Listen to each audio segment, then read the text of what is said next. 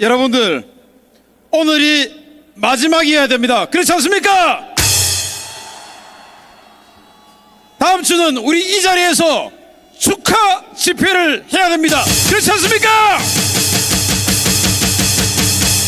네, 제가 오늘 아침에 제 채널에서 공개한 동영상, 그 동영상을 뭐 다들 보셨겠지만 혹시 못 보신 분들이 계실 것 같아서 지금 이 자리에서 그 내용을 알려드리겠습니다. 바로 부정선거 이야기입니다. 전화 목소리를 들으면 조금 더 이해가 쉬우실 겁니다. 듣겠습니다. 뭐 그때 내가 듣기로는 우리 그 관제를 하니까 선관위 그 본 홈페이지 서버나 이런 그쪽은 뭐 관제를 하니까 왜 선거할 때는 어떻게 하느냐 하면은요. 그 이제 각 선관위에 선거 개표기가 있고 그 다음에 개표기를 다 연결하는 그러니까 임시 서버가 있어요. 그러니까 선거 서버가 그 서버는 사는 게 아니고 임대를 받아요.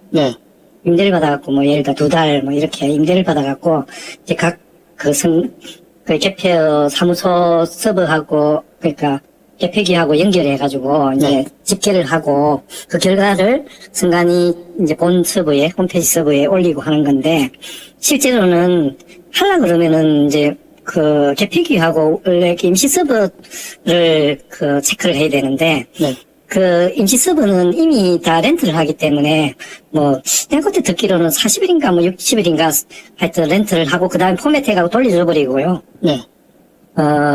이미 그 숫자는 이미 선관위 서버에 등록이 됐기 때문에 그 증거라고 해야 되나?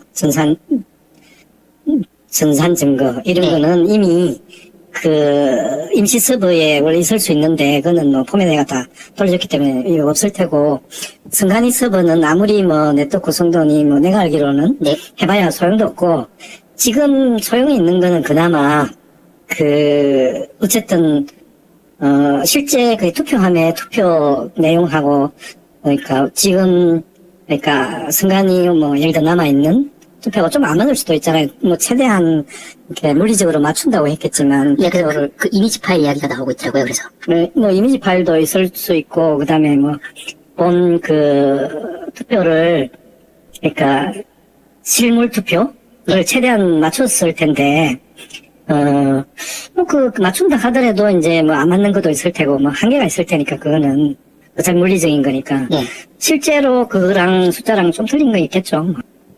네. 네, 여러분들, 자, 이 내용이 뭐냐면은 선거관리위원회의 보안 책임자예요. 그 보안 책임자와 저희 신인근의 국방TV가 컨택을 해서 선거할 때 어떤 식으로 서버가 운영되는지 그걸 직접 들었습니다. 그걸 이제 녹취를 해서 오늘 공개를 한 저희들만이 취재를 했던 내용입니다. 단독 취재죠. 자, 이 내용이 뭐냐? 지난 계엄 당일날 우리 방첩사령부 군인들이 선거관리위원회 서버실에 가서 뭐 촬영하고 그랬지 않습니까? 그런데 그게 의미가 없다는 겁니다. 왜냐? 그 현재 선거관리위원회에 있는 그 서버는 선거 관련해서는 텅 빈 아무것도 없는 깡통이다 이겁니다. 아까 이봉규 박사님이 말씀을 하셨던 그 리스, 선거를 할 때마다 이 선거관리위원회가 서버라고 하는 컴퓨터를 리스를 했습니다. 지난 대통령 선거할 때 1억 8천여만 원을 지출을 해서 서버 27대를 리스했어요. 그리고 지난 총선 때는 9,200여만 원을 들여서 서버 15대를 임대를 했습니다. 그런데 우리 대한민국 선관위가 1억 8천만 원이 없고 9천만 원이 없어서 그 서버를 빌리겠습니까? 아닙니다. 이 자들은 처음부터 선거 부정선거를 하고 그 부정선거에 대한 증거를 아예 없애기 위해서 처음부터 임대를 한 거예요.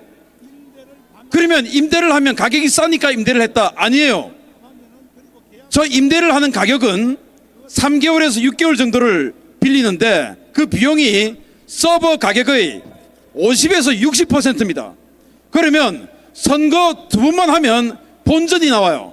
그런데 우리가 5년에 한 번씩 대통령 선거, 4년에 한 번씩 지자체 선거, 국회의원 선거 하죠. 요 세 선거 한 번만 돌면 돈이 남습니다. 그럼에도 불구하고 이자들이 선거를 위해서 서버를 빌렸습니다. 그리고 그 계약서를 저희들이 확인을 했습니다.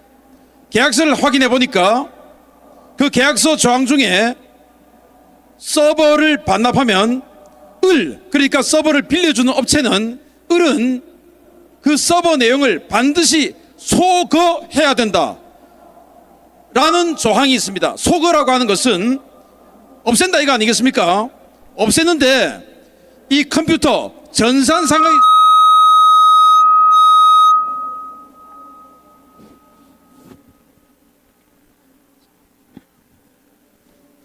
이 컴퓨터 전산상의 용어 중에서 소거라는 말은 포렌식을 할 수 없게끔 만드는 것을 뜻합니다.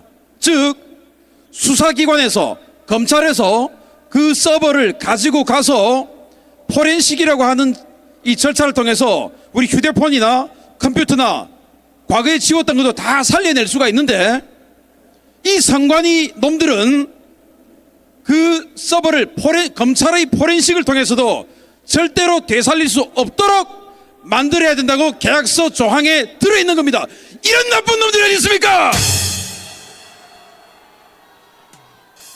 이것은 선관위가 애초에 부정선거를 하고 그 부정선거의 증거를 인멸하기 위해서 여태까지 존재해 왔다라는 것이고, 아까 저와 전화통화를 인터뷰를 했던 그 관계자의 말에 따르면 정말 기가 차는 것이 지난번에 국정원에서 선관위 서버에 대한 보안 문제, 해커들이 마음대로 들어갈 수 있더라 라는 걸 밝혀냈지 않습니까?